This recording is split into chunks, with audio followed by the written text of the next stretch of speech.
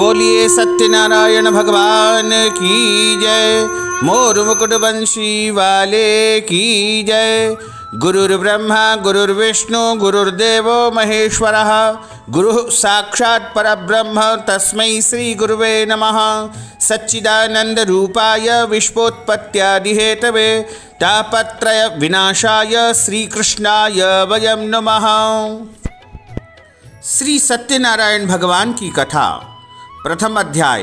एक समय की बात है, नैमिषारण्य तीर्थ में शौनकादि 88,000 ऋषियों ने सूत जी महाराज से पूछा, इस कलयुग में वेद विद्या रहित मनुष्यों को प्रभु की भक्ति कैसे मिलेगी तथा उनका उद्धार कैसे होगा। हे मुनिश्रेष्ठ, कोई ऐसा तप बतलाइए जिससे थोड़े समय में पुण्य की प्राप्ति हो जाए और मनवांछित फल मिल जाए। इस प्रकार की कथा सुनने की हम इच्छा रखते हैं। सर्व शास्त्रों के ज्ञाता सूत जी महाराज बोले, हे वैष्णव में पूज्य, आप सभी ने प्राणियों के हित की बात पूछी है, इसलिए एक ऐसे श्रेष्ठ व्रत को आप लोगों को बताऊंगा जिसे नारद जी ने भगवान श्री हरि लक्ष्मी नारायण जी से पूछा था और लक्ष्मीपति ने मुनि श्रेष्ठ नारद जी से कहा था।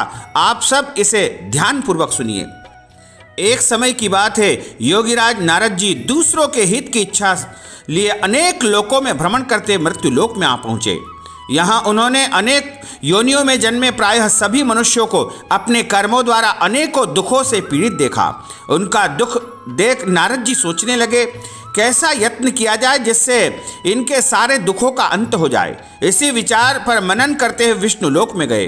वहाँ देवों के ईश नारायण की स्तुति करने लगे, जिनके हाथों में शंख चक्र गदा और पद्म थे, गले में वरमाला पहने थे। नारद जी वहाँ पहुँच करके सबसे पहले स्तुति करते हैं, हे भगवान, आप अत्यंत शक्ति से संपन्न है, मन तथा वाणी भी आपको नहीं पा सकती है। आपका आदि मध्य और अंत नहीं है। निर्गुण स्वरूप सृष्टि के कारण भक्तों के दुखों को दूर करने वाले आपको मेरा बारंबार नमस्कार है। नारद जी की स्तुति सुनकर के श्री हरि विष्णु बोले, हे मुनिश्रेष्ठ, आपके मन में क्या है? आप किस काम से यहाँ पधारे हैं? उसे निसंकोच कहिए। इस पर नारद मुनि बोले कि मृत्युलोक में अनेक योनियों में जन्मे मनुष्य अपने कर्मों के द्वारा अनेकों दुखों को भोग रहे हैं। हे नाथ, यदि आप मुझ पर दया रखते हो तो कृपा करके बताइए कि मनुष्य थोड़े से प्रयास से ही अपने सभी दुखों से कैसे छुटकारा पा सकता है। श्री हरि भगवान बोलते हैं, हे नारद, मनुष्यों की भलाई के लिए तुमने बहुत अच्छी बात पूछी है। जिसके करने से मनुष्य मोह से दुख से छूट जाता है, वह मैं तुमसे कहता हूँ, सुनो। स्वर्गलोक व मृत्युलोक दोनों में एक दुर्लभ व्रत है जो पुण्य देने वाला है। तुम्हारे प्रेम के कारण उसे सुना रहा हूँ। श्री सत्यनारायण भगवान का यह व्रत अच्छी प्रकार से करके, विधि विधान से इस व्रत को संपन्न करके मनुष्य सभी प्रकार के सुखों भोग करके अंत में मोक्ष को प्राप्त कर लेता है। श्री हरि नारायण के वचन को सुनकर के नारद जी बोले, उस व्रत का क्या फल है और क्या विधान है? यह व्रत किसने किया था? इस व्रत को किस दिन करना चाहिए? सब कुछ विस्तार से बताइए। नारद जी की बात को सुनकर के भगवान हरि विष्णु बोले, दुख व शोक को दूर करने वाला यह सभी स्थानों पर विजय दिलाने वाला है। मानव को भक्ति व श्रद्धा के साथ शाम के समय भगवान सत्यनारायण की पूजा धर्म परायण होकर के ब्राह्मणों और बांधवों के साथ करनी चाहिए। भक्ति भाव से नैवेद्य केले का फल, घी, दूध और गेहूं का आटा सवाया ले। गेहूं के स्थान पर साठी का आटा, शक्कर अथवा गुड़ लेकर के सभी भक्षण योग्य पदार्थों को मिला करके भगवान को भोग लगाए। ब्राह्मणों सहित बंधु बांधवों को भोजन करवावे, उसके बाद स्वयं भोजन करे। भजन कीर्तन के साथ में भगवान की भक्ति में लीन हो जाएं। इस तरह सत्यनारायण भगवान की कथा का जो है यह व्रत करने से मनुष्य की सारी इच्छाएं निश्चित पूरी हो जाती है। इस कली काल में, कलयुग में, मृत्युलोक में मोक्ष का यही एक सरल उपाय है। श्री स्कंद पुराणे रेवाखंडे सत्यनारायण व्रत कथायां महा प्रथम पुष्प श्री सत्यनारायण अर्पणमस्तु। बोलिए श्री सत्यनारायण भगवान की जय। अथ द्वितीयो अध्याय। सूत जी महाराज बोले, हे ऋषियों, जिसने पहले समय में इस व्रत को किया था उसका इतिहास कहता हूँ, ध्यान से सुनो। सुंदर काशीपुरी नगरी में एक गरीब ब्राह्मण रहता था। भूख प्यास से परेशान होकर के इस पृथ्वी पर इधर उधर भ्रमण करता था। ब्राह्मणों से प्रेम करने वाले भगवान ने एक दिन ब्राह्मण का वेश धारण करके उस निर्धन के पास जाकर के पूछा, हे विप्र, नित्य दुखी होकर के तुम पृथ्वी पर क्यों घूमते रहते हो? हे दीन, आखिर तुम्हें किस प्रकार का दुख है? वह दीन ब्राह्मण बोला कि मैं निर्धन ब्राह्मण हूँ और भिक्षा वृत्ति के लिए नगर में पृथ्वी पर भ्रमण करता हूँ। हे भगवान, यदि आप इसका कोई उपाय जानते हो तो कृपा करके मुझे बताइए। वृद्ध ब्राह्मण कहते हैं कि सत्यनारायण भगवान का जो मनोवांछित फल देने वाला पूजन है उसको तुम करो। उसको करने से सारे दुखों से तुम मुक्त हो जाओगे। वृद्ध ब्राह्मण बनकर के आए सत्यनारायण भगवान उस निर्धन ब्राह्मण को व्रत का सारा विधान बता करके वहीं पर अंतर्ध्यान हो गए। ब्राह्मण मन ही मन सोचने लगा कि जिस व्रत को वृद्ध ब्राह्मण कह करके मुझसे गए हैं उसे मैं अवश्य ही करूंगा। ऐसा उसने मन में निश्चय कर लिया। अब उसे रात भर नींद नहीं आई। प्रातःकाल जल्दी उठ करके सत्यनारायण भगवान के व्रत का निश्चय करके भिक्षा वृत्ति के लिए नगर में निकल गया। उस दिन उस ब्राह्मण को भिक्षा वृत्ति में बहुत सारा धन मिला, जिससे उसने बंधु बांधवों के साथ विधि विधान से सत्यनारायण भगवान का व्रत पूजन संपन्न किया। भगवान श्री सत्यनारायण का व्रत संपन्न करने के बाद वह गरीब ब्राह्मण सभी दुखों से छूट गया और अनेक प्रकार की संपत्तियों से युक्त हो गया। उसी समय यह ब्राह्मण हर एक माह सत्यनारायण भगवान का पूजन अर्चन करने लगा था। इस तरह सत्यनारायण भगवान के व्रत को जो मनुष्य करेगा वह सभी प्रकार के पापों से छूट करके अंत समय में मोक्ष को प्राप्त हो जाएगा। जो मनुष्य इस व्रत को करता है वह सभी दुखों से मुक्त हो जाता है। सूत जी महाराज बोले, इस तरह नारद जी से नारायण जी का कहा हुआ सत्यनारायण भगवान का व्रत मैंने तुमसे कहा है। हे विप्रो, अब और क्या कहूँ? ऋषि बोले, हे मुनिवर, संसार में उस विप्र से सुन करके किस किस ने इस व्रत को किया, हम सब इस बात को सुनना चाहते हैं। इसके लिए हमारे मन में श्रद्धा का भाव है। हे मुनियों, जिसने इस व्रत को किया वह सुनो। सूत जी महाराज कहते हैं कि एक समय वही विप्र धन और ऐश्वर्य के अनुसार अपने बंधु बांधवों के साथ इस व्रत को करने के लिए तैयार हुआ। उसी समय एक लकड़ी बेचने वाला लकड़हारा वृद्ध वहां पर आया। लकड़ियों का बोझा बाहर रख करके ब्राह्मण के घर में जल पीने की इच्छा से गया और उनको नमस्कार करके जल पिया और उसके बाद प्रसाद उसने प्राप्त किया और पूछा कि आप यह क्या पूजन कर रहे हैं और इसके करने से क्या फल मिलता है? कृपा करके मुझे भी आप अवगत कराइए। उन ब्राह्मण ने कहा कि सब मनोकामनाओं को पूर्ण करने वाला यह भगवान श्री सत्यनारायण का व्रत एवं पूजन में कर रहा हूँ और इनकी कृपा से ही मेरे घर में धन धान्य की वृद्धि हुई है। उन ब्राह्मण से सारा व्रत का विधि विधान जान करके लकड़हारा बहुत प्रसन्न हुआ और चरणामृत प्रसाद लेकर के वह अपने घर को गया। लकड़हारे ने मन ही मन निश्चय कर लिया कि आज गांव में लकड़ी बेचने से जो भी धन मिलेगा उसी से मैं सत्यनारायण भगवान का पूजन तथा उत्तम व्रत करूंगा। मन में इस विचार को लेकर के वह वृद्ध लकड़हारा सिर पर लकड़ियों का बोझ रख करके नगर में लकड़ी बेचने निकल गया। जहां धनी लोग रहते ऐसे सुंदर नगर में गया। उस दिन उसे लकड़ियों का 2 गुना चौगुना दाम यानी मूल्य प्राप्त हो गया। वह बूढ़ा लकड़हारा बड़ा प्रसन्न हुआ और उसने बाजार जाकर के केले, शक्कर, घी, दूध, दही और गेहूं का आटा लेकर के सत्यनारायण भगवान के व्रत की अन्य सभी सामग्रियां लेकर के अपने घर आया। वहां उसने अपने बंधु बांधवों को बुला करके विधि विधान से सत्यनारायण भगवान का पूजन और व्रत किया और इस व्रत के प्रभाव से वह वृद्ध लकड़हारा धन, पुत्र आदि से युक्त होकर के संसार के समस्त सुखों को भोग करके अंत समय में वैकुंठ लोक को चला गया। श्री स्कंद पुराणे रेवाखंडे सत्यनारायण व्रत कथायामः द्वितीय पुष्प श्री सत्यनारायण अर्पणमस्तु। बोलिए सत्यनारायण भगवान की जय। अथ तृतीयो अध्याय। सूत जी महाराज कहते हैं, हे श्रेष्ठ मुनियों, अब आगे की कथा कहता हूँ। पहले समय में उल्कामुख नाम का बड़ा बुद्धिमान राजा था। सत्यवक्ता और जितेंद्री था। प्रतिदिन मंदिर जाकर के गरीब कुंभों को और ब्राह्मणों को दान दक्षिणा दिया करता था तथा गरीबों को धन देकर के उन्हें कष्ट दूर किया करता था। उनकी पत्नी का नाम जो है कमल के समान मुख वाली थी और बड़ी ही सती साध्वी थी। भद्रशिला नदी के किनारे पर एक दिन सत्यनारायण भगवान का वह पूजन कर रहे थे। उसी समय साधु नामक एक वैश्य भी वहां पर आया। एक बनिया वहां आया। उसके पास व्यापार करने के लिए बहुत सा धन भी था।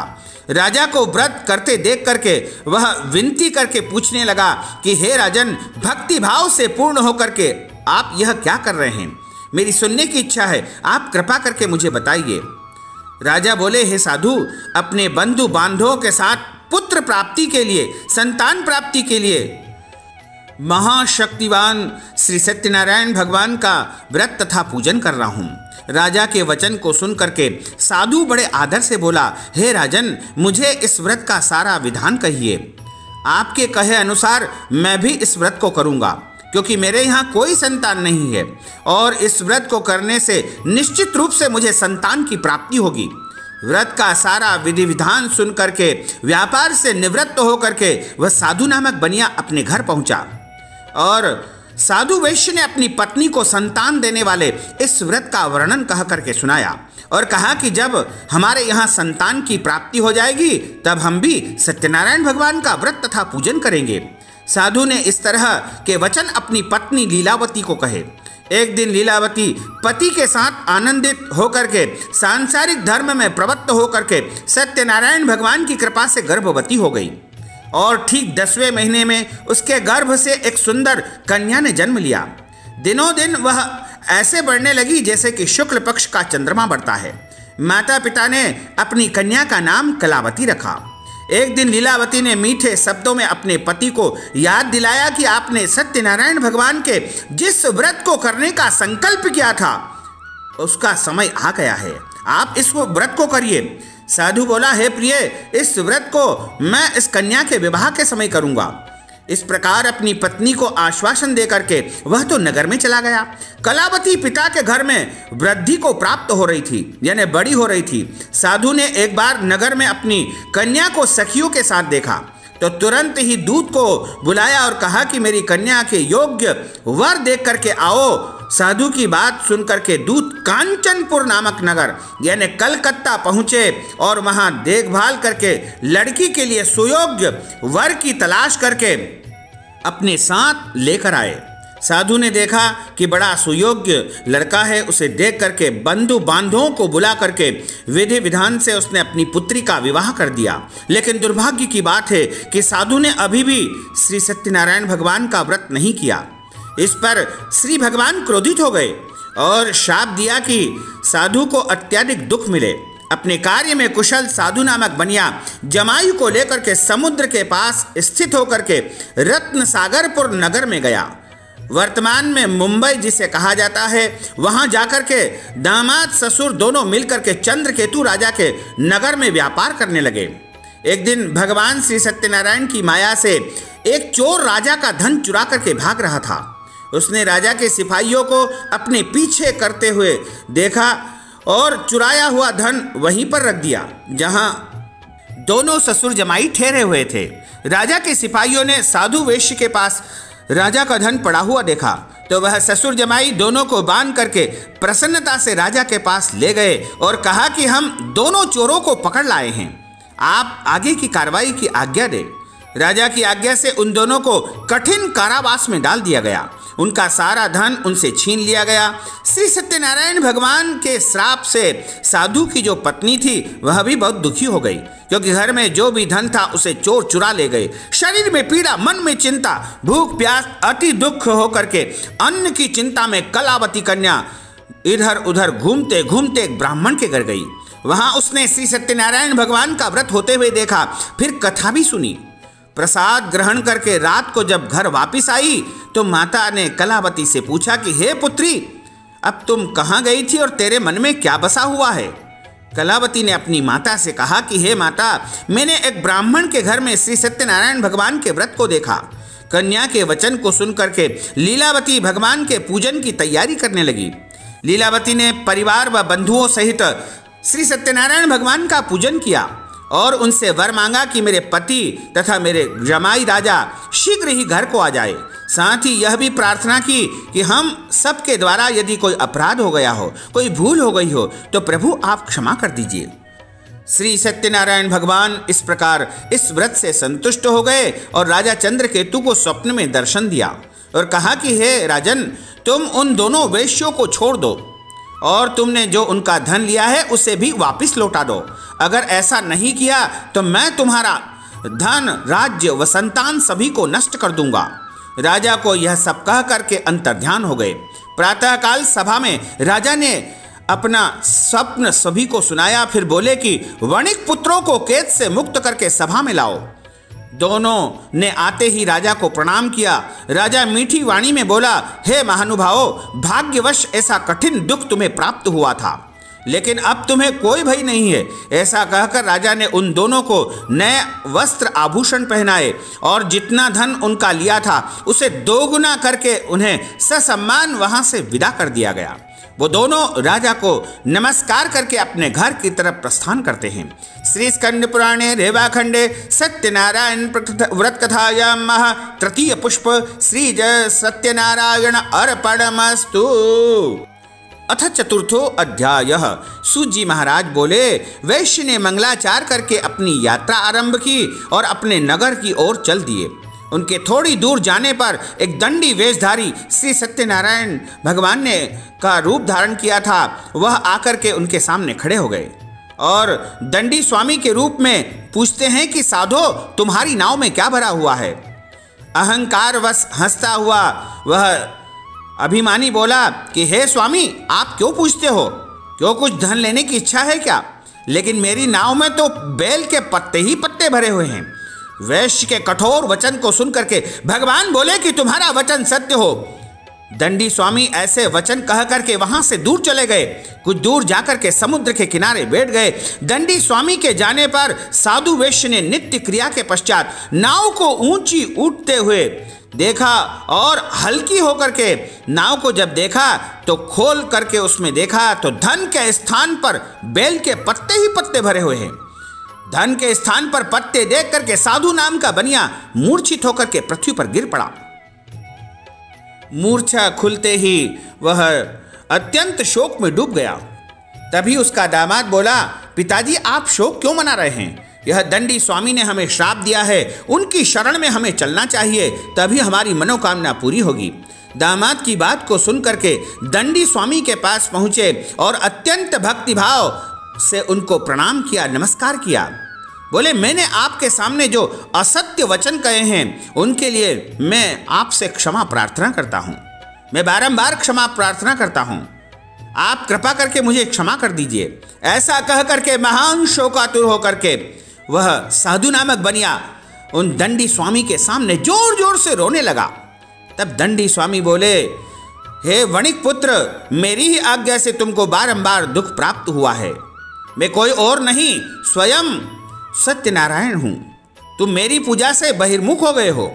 साधु बोला, हे भगवान, आपकी माया से ब्रह्म आदि देवता भी आपके रूप को नहीं जानते हैं। मैं अज्ञानी कैसे जान सकता हूं? आप प्रसन्न होइए, मैं अपने सामर्थ्य के अनुसार आपकी पूजा अवश्य करूंगा।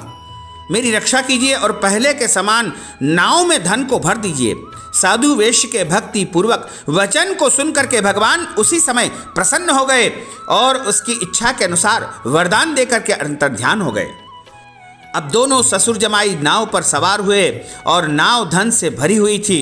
फिर वही अपने अन्य साथियों के साथ सत्यनारायण भगवान का पूजन करके अपने नगर को चल दिए। जब उनका नगर समीप आ गया तो दूत को घर पर खबर करने के लिए भेज दिया गया। दूत साधु की पत्नी को प्रणाम करके कहता है कि सेठ जी अपने दामाद के सहित बहुत सारा धन लेकर के नगर के निकट आ चुके हैं। दूत की बातों को सुनकर के साधु की पत्नी लीलावती ने बड़े हर्ष के साथ सत्यनारायण भगवान का पूजन करके अपनी पुत्री कलावती से कहा कि मैं अपने पति के दर्शन करने जा रही हूँ, तुम भी पूजन कार्य पूर्ण करके शीघ्र चली आना। माता के ऐसे वचन को सुन करके कलावती जल्दी में पूजन तो पूर्ण कर लिया, लेकिन भगवान का प्रसाद छोड़ करके अपने पतिदेव के दर्शन करने के लिए चली आई और प्रसाद की अवज्ञा के कारण श्री सत्यनारायण भगवान उस से रुष्ट हो गए और नाव सहित उसके पति को पानी में डुबो दिया गया। कलावती अपने पति को वहां न देख करके रोती हुई पृथ्वी पर गिर पड़ी। नौका को डूबा हुआ देख करके, कन्या को रोता हुआ देख करके साधु दुखी होकर के बोला कि हे प्रभु, मुझसे या मेरे परिवार से जो कोई भूल हुई उसे आप क्षमा कर दीजिए। साधु के दीन वचन को सुन करके भगवान सत्यनारायण प्रसन्न हुए और आकाश से आकाशवाणी होती है, हे साधो, तेरी कन्या मेरा प्रसाद छोड़ करके चली आई है, इसलिए इसका पति अदृश्य हो गया है। यदि घर जाकर के पुनः प्रसाद ग्रहण करेगी तो निश्चय ही इसे पति की प्राप्ति हो जाएगी। ऐसी आकाशवाणी को सुनकर के कलावती कन्या तत्काल घर पहुंचती है और प्रसाद प्राप्त करती है, प्रसाद ग्रहण करती है और फिर आकर अपने पतिदेव का दर्शन करती है। उसके बाद साधु अपने बंधु बांधवों सहित श्री सत्यनारायण भगवान का विधि विधान से पूजन करता है और इस लोक में सुख भोग करके और प्रत्येक पूर्णिमा और संक्रांति को अपने घर जाकर के विधिवत जो है वह भगवान का पूजन करता है और अंत समय में वह वैकुंठ लोक को प्राप्त कर लेता है। श्री सत्यनारायण व्रत कथायाम श्री स्कंद पुराणे रेवाखंडे सत्यनारायण व्रत कथायाम चतुर्थ पुष्प श्री सत्यनारायण अर्पणमस्तु। बोलिए श्री सत्यनारायण भगवान की जय। अथ पंचमो अध्याय। सूत जी महाराज बोले, हे ऋषियों, मैं और भी एक कथा सुनाता हूँ, उसे ध्यानपूर्वक सुनो। प्रजा पालन में तत्पर एक तुंगध्वज नाम का राजा था। उसने भी भगवान का प्रसाद त्याग करके बहुत दुख पाया था। एक बार वन में जाकर के वन्य पशुओं को मार करके वह एक वट वृक्ष के नीचे जाकर के बैठ गया। वहां उसने ग्वाल बालों को भक्ति भाव से अपने बंधुओं के सहित सत्यनारायण भगवान का पूजन करते हुए देखा। अहंकारवश राजा उन ग्वाल बालों के पास नहीं गया और न ही भगवान को उसने प्रणाम किया। बाद में जब ग्वाल बालों ने देखा कि राजा तो विश्राम कर रहे हैं, तो राजा के पास भगवान का प्रसाद ला करके रख दिया। राजा की जब निद्रा टूटी तो उसने प्रसाद का अनादर कर दिया और अपने घर चला गया। इससे राजा का सब कुछ तहस नहस और नष्ट हो गया। उसके 100 पुत्र, धन धान्य सब कुछ उसका नष्ट हो गया। तब वह समझ गया कि भगवान की पूजा का मैंने अपमान किया है, उनके प्रसाद का मैंने अनादर किया है, इस कारण यह सब गति हुई है। वह दोबारा ग्वाल बालों के पास पहुंचा और विधि पूर्वक पूजा करके प्रसाद प्राप्त किया। सत्यनारायण भगवान की कृपा से सब कुछ पहले जैसा हो गया और बहुत समय तक इस पृथ्वी पर सुख भोगने के बाद अंत समय में उस राजा को स्वर्ग लोक की प्राप्ति हुई। जो मनुष्य परम दुर्लभ इस व्रत को करेगा तो भगवान सत्यनारायण की अनुकंपा से उसे धन धान्य की प्राप्ति होगी। निर्धन धनी हो जाता है और भय मुक्त होकर के जीवन जीता है। संतानहीन मनुष्य को संतान की प्राप्ति होती है और सारे मनोरथ पूर्ण होने पर मानव अंत काल में वैकुंठ लोक को चला जाता है। सूत जी महाराज बोले कि जिन्होंने पहले इस व्रत को किया, अब उनके दूसरे जन्म की कथा मैं कहता हूँ। वृद्ध शतानंद नामक ब्राह्मण ने सुदामा का जन्म पाया और अगले जन्म में भगवान कृष्ण की भक्ति करके मोक्ष को प्राप्त किया। लकड़हारे ने अगले जन्म में निषाद राज बन करके भगवान श्री रामचंद्र जी की सेवा की तथा उसके पश्चात उसने भी मोक्ष पाया। उल्कामुख नाम का जो राजा था वह दशरथ हुए और भगवान श्री राम तथा रंगनाथ जी की सेवा करके वैकुंठ लोक को चले गए। साधु नामक के वैश्य मोरध्वज बनकर के अपने पुत्र को आरे से चीर करके भगवान को दान दे करके उन्होंने भी मोक्ष पाया।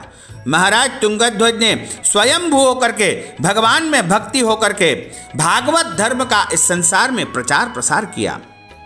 श्री स्कंद पुराणे रेवाखंडे सत्यनारायण व्रत कथायाम पंचम पुष्प श्री सत्यनारायण अर्पणमस्तु। बोलिए श्री सत्यनारायण भगवान की जय। श्री वृंदावन बिहारी लाल की जय। श्री गोपाल कृष्ण भगवान की जय। अच्युतं केशवं राम नारायणं कृष्ण दामोदरं वासुदेवं हरे श्रीधरं माधवं गोपिका वल्लभं श्री जानकी नायकं श्रीरामचन्द्रं भजे। जानकी मनोहरं सर्वलोकनायकं श्री शंकरादिसेवितं पुण्य नाम कीर्तनम श्री राम राम राम राम राम नाम तायकम राम कृष्ण वासुदेव भक्ति मुक्तिदायकम राम कृष्ण वासुदेव भक्ति मुक्तिदायकम राम कृष्ण वासुदेव भक्ति मुक्तिदायकम। बोलिए श्री सत्यनारायण भगवान की जय। मोर मुकुट बंसी वाले की जय। गोपाल कृष्ण भगवान की जय। श्री वृंदावन बिहारी लाल की जय। धर्म की जय हो, अधर्म का नाश हो, प्राणियों में सद्भावना हो, विश्व का कल्याण हो, सनातन धर्म की जय हो, गौ माता की जय हो, नगर बस्ती की जय हो, आज के आनंद की जय हो। नमः पार्वती पतये। हर हर महादेव हर। ओम जय लक्ष्मी रमणा स्वामी जय लक्ष्मी रमणा सत्यनारायण स्वामी सत्यनारायण स्वामी जनपातक हरणा। ओम जय लक्ष्मी रमणा रत्न जड़ित सिंहासन अद्भुत छबिराजे स्वामी अद्भुत छबिराजे। नारद करत निरंजन नारद करत निरंजन घंटा ध्वनि बाजे। ओम जय लक्ष्मी रमणा प्रगट भये कलि कारण द्विज को दर्श दियो स्वामी द्विज को दर्श दियो। बूढ़ो ब्राह्मण बनकर बूढ़ो ब्राह्मण बनकर कंचन महल कियो। ओम जय लक्ष्मी रमणा दुर्बल भील कठारो जिन पर कृपा करी स्वामी जिन पर कृपा करी। चंद्रचूड़ इक राजा चंद्रचूड़ इक राजा जिनकी विपति हरि। ओम जय लक्ष्मी रमणा वैश्य मनोरथ पायो श्रद्धा तजदीनी स्वामी श्रद्धा तजदीनी। सो फल भोग्यो प्रभु जी सो फल भोग्यो प्रभु जी फिर स्तुति कीनी। ओम जय लक्ष्मी रमणा भाव भक्ति के कारण छिन छिन रूप धर्यो स्वामी छिन छिन रूप धर्यो। श्रद्धा धारण कीनी श्रद्धा धारण कीनी तिनको काज सर्यो। ओम जय लक्ष्मी रमणा ग्वाल बाल संग राजा वन में भक्ति करी स्वामी वन में भक्ति करी। मन वांछित फल दीनो मन वांछित फल दीनो दीन दयालु हरि। ओम जय लक्ष्मी रमणा चढ़त प्रसाद सवायो कदली फल मेवा स्वामी कदली फल मेवा। धूप दीप तुलसी से धूप दीप तुलसी से राजी सतदेवा। ओम जय लक्ष्मी रमणा सत्यनारायण स्वामी की आरती जो कोई नर गावे स्वामी जो कोई नर गावे। कहत शिवानंद स्वामी जपत हरा हर स्वामी मन वांछित फल पावे। ओम जय लक्ष्मी रमणा जय लक्ष्मी रमणा स्वामी जय लक्ष्मी रमणा। सत्यनारायण स्वामी सत्यनारायण स्वामी जनपातक हरणा। ओम जय लक्ष्मी रमणा। बोलिए श्री सत्यनारायण भगवान की जय। श्री वृंदावन बिहारी लाल की जय। गोपाल कृष्ण भगवान की जय। नमः पार्वती पते। हर हर महादेव हर।